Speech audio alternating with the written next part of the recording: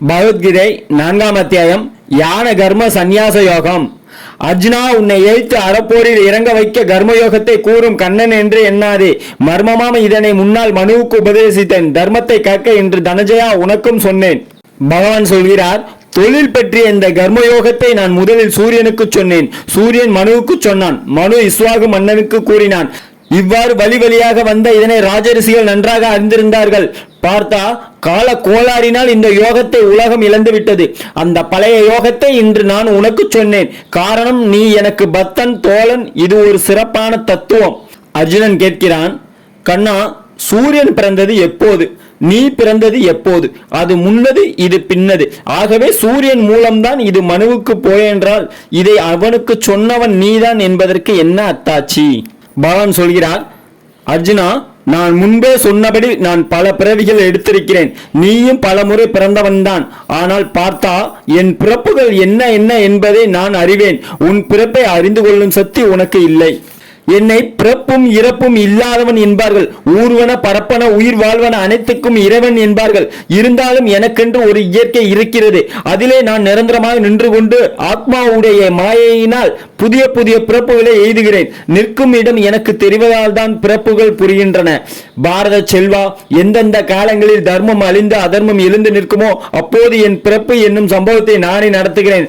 நல்லன காக்க, தீயன அழிக்க, அறத்தை நிலைநிறுத்த ஒவ்வொரு யுகத்திலும் நான் வடிவமெடுக்கிறேன். இது என் தெய்வீகம். என் பிறப்பும் செயலுமே தெய்வீகம். இதனை நன்றாக உணர்ந்தவன் இறந்து போனால் அவனுக்கு மறுபிறப்பு இல்லை.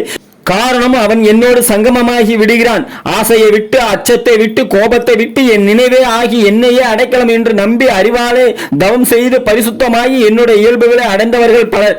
யார் எப்படி என்னை நினைத்தாலும் அவர்களிடம் அப்படியே நான் நெருங்குகிறேன். அர்ஜுனா, எங்கும் மனிதர்கள் என் காலடி சுவடுகளை தொடர்ந்தே வருகிறார்கள். தாங்கள் செய்யும் தொழில்களில் வெற்றியை வேண்டுகிறவர்கள் தேவதைகளை வணங்குகிறார்கள். மனித வாழ்வில் வெற்றி சீக்கிரம் கிடைப்பது தொழிலில்தான் அல்லவா? அவரவர் இயற்கைக்கும் குணத்துக்கும் செயலுக்கும் தக்கபடி 4 வர்ணங்களையும் நான் தான் உண்டாக்கினேன். செயலற்றவனும் அறிவற்றவனும் ஆகிய நான் தான் 4 வர்ணங்களுக்கும் கர்த்தா என்பதை அறிந்து கொள். கர்மங்கள் என்னை தொடர்வதில்லை. கர்மங்களால் விளையும் லாபத்திலும் எனக்கு ஆசை இல்லை. இதுதான் நான் என்பதை அறிந்த எவனும் அந்த கர்மங்களின் கைதியாக மாட்டான். அந்நாளில் பக்தி செலுத்தி முத்தியை தேடினவர்களும் இதை உணர்ந்துதான் பற்றற்ற தொழில் செய்தனர். ஆகையால் அவர்கள் செய்தபடி நீயும் செய். தொழில் எது, தொழில் அல்லாதது எது என்ற விஷயத்தில் ஞானிகள் கூட மயங்குகிறார்கள். ஆகையால் உனக்கு தொழில் எது என்பதை கூறுகிறேன். இதை தெளிவுபடுத்தி அறிந்து கொண்டால் தீமைகளிலிருந்து விடுபடுவாய். தொழிலின் இயல்பு என்ன, கெட்ட தொழிலின் இயல்பு என்ன, தொழில் இல்லாமல் இருந்தால் அதன் இயல்பு என்ன என்பதும் உனக்கு தெரிய வேண்டும். கர்மம் மிகவும் மர்மமானது. அதை அறிவது சிரமம்தான்.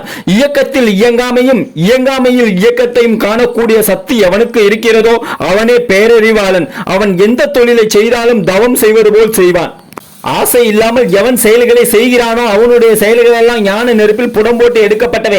அவனையே ஞானிகள் அறிவாளிகள் என்கிறார்கள். கர்மத்தின் லாபத்தில் ஆசை இல்லாதவனாக, எப்போதும் எந்த அளவிலும் திருப்தி அடைபவனாக, எதிலும் உள்ளே விழுந்து விடாமல் எண்ணெயும் தண்ணீரும் போல நிற்பவன் ஒரு செயலை செய்யும் போது கூட செயலற்றவனாக காட்சியளிப்பான். ஆசை இல்லாதவனால் உள்ளத்தை உடலையும் ஆத்மாவால் அடக்கி எல்லா விதமான உடைமைகளும் சுரந்து யாசகமோ தானமோ வாங்குவதை தவிர்ப்பதற்காக உடலால் செய்யும் தொழில்களை மட்டும் தேவைக்காக செய்து கொண்டிருப்பவன் பாவத்தை அடைய மாட்டான்.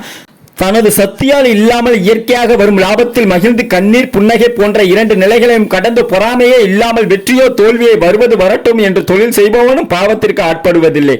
பாசம், பற்று இவற்றை நீக்கி எந்த பந்தத்திலும் சிக்காமல் புத்தியை ஒருமுகமாக வைத்துக் கொண்டு தொழிலையே ஒரு வேள்வி என கருதி தொழில் புரிபவன் தன்னுடைய முன் வினைகளில் இருந்து விடுபடுகிறான்.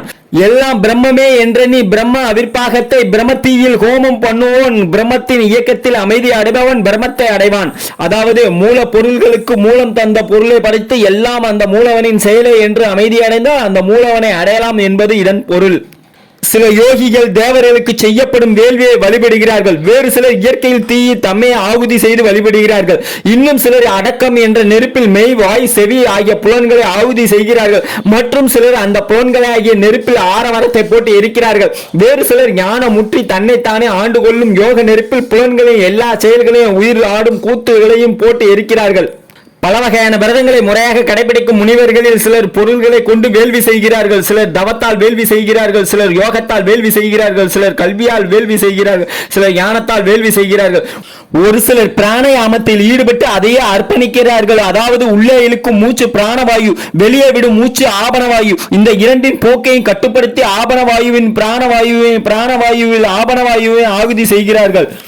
மற்றும் சிலர் உண்ணும் உணவை ஒழுங்குபடுத்தி தங்கள் உயிரில் ஆகுதி செய்கிறார்கள். இவர்கள் யாவரும் வேள்வி என்றால் என்ன என்பதை தெரிந்து கொண்டு அந்த வேள்வியின் மூலம் புண்ணியம் அடைந்தவர்கள். வேள்வி தீயில் எரிந்தது போக மிச்சமுள்ள அமுதத்தை உண்பவர்கள் எங்கும் நின்று நிலைத்திருக்கும் மூலவனை அடைகிறார்கள். வேள்வி செய்யாதவர்களுக்கு இவ்வுலகம் இல்லை, அவ்வுலகமும் இல்லை. மூலவனின் வடிவத்தில் இப்படி பல வகையான வேள்வி முறைகள் விலக்கி காட்டப்பட்டிருக்கின்றன. அவையெல்லாம் பற்றற்ற தொழிலின் மூலமே பிறக்கக்கூடியவை என்று உணர்ந்து கொள். அதை உணர்ந்தால் இந்த நடுக்கத்தில் இருந்து விடுதலை பெறுவாய். பார்த்தா பொருளை கொண்டு செய்யப்படும் வேள்வியை காட்டிலும் ஞான வேள்வியை சிறந்தது. எந்த கர்மமும் ஞானத்தில் தான் முடிவடைகிறது. இதனை பணிவாலும் தன்னையே கேள்வி கேட்டு பதில் காண்பதன் மூலம் தொண்டு புரிந்து அறிந்து கொள். உண்மை விளக்கை ஏந்தி நிற்கும் மேதைகள் உனக்கு ஞானத்தை உபதேசிப்பார்கள். அத்தகைய ஞானத்தை நீ பெற்றுவிட்டால் இந்த மயக்கம் உனக்கு வராது. இந்த ஞானத்தின் மூலம் நன்மைகள் தீமைகள் அனைத்தையும் உனக்குள்ளேயே நீ கண்டுகொள்வாய். அதன் பிறகு அவை எனக்குள்ள இருப்பதையும் காண்பாய். எல்லா பாவிகளையும் விட நீ மகா பாவியாக இருந்தாலும் எத்தகைய பாவ கடலை ஞானம் என்ற தோணியால் கடந்து செல்வாய். கொழுந்து விட்டு எறியும் நெருப்பு விறகுகளை கரியாக்கி விடுவது போல அர்ஜுனா, ஞானம் என்ற நெருப்பு எல்லா வினைகளையும் சாம்பலாக்கிவிடும். ஞானத்தை போல் உன்னை பரிசுத்தப்படுத்த கூடிய சக்தி இவ்வுலகில் வேற எதிலும் இல்லை. யோகத்தில் நல்ல பயிற்சியுடையவன் தகுந்த பருவத்தை அடையும் போது அதை தானே தனக்குள் கண்டுகொள்கிறான். ஞானத்தை சம்பாதிப்பதை நோக்கமாக கொண்டு புலன்களை அடக்கும் அக்கறையுடையவன் ஞானத்தை அடைகிறான். ஞானம் வந்த பிறகு சிக்கல் இல்லாமல் உயர்ந்த அமைதியை பெறுகிறான். அறிவும் அக்கறையும் இல்லாமல் சந்தேகப்பட்டே பழகி போனவன் அழிந்து போகிறான். சந்தேக பிராணிகளுக்கு இந்த உலகமும் இல்லை, வானுலகமும் இல்லை, எந்த காலத்திலும் இன்பமும் இல்லை. தனஞ்சயா, யோகத்தின் மூலம் செயல்களை விலக்கிவிட்டு ஞானத்தின் மூலம் சந்தேகத்தை ஒழித்துவிட்டு தன்னைத்தானே ஆட்சி செய்பவனை முன்வினைகள் கட்டுப்படுத்துவதில்லை. இப்போது உனக்கு ஏற்பட்டிருக்கும் மயக்கத்தின் பெயர் அஞ்ஞானம். அந்த அஞ்ஞானத்தில் தான் பிறந்தது இந்த சந்தேகம். இந்த சந்தேகத்தை ஞானம் என்ற கத்தியால் அறுத்து யோக நிலைக்குள். பாரத செல்வா, எழுந்து நில். 4ஆம் அத்தியாயம் முற்றிற்று. பகவத்கீதையோட 5ஆம் அத்தியாயத்தை அடுத்த வீடியோவில் பார்க்கலாம். தேங்க்ஸ் ஃபார் வாட்சிங்.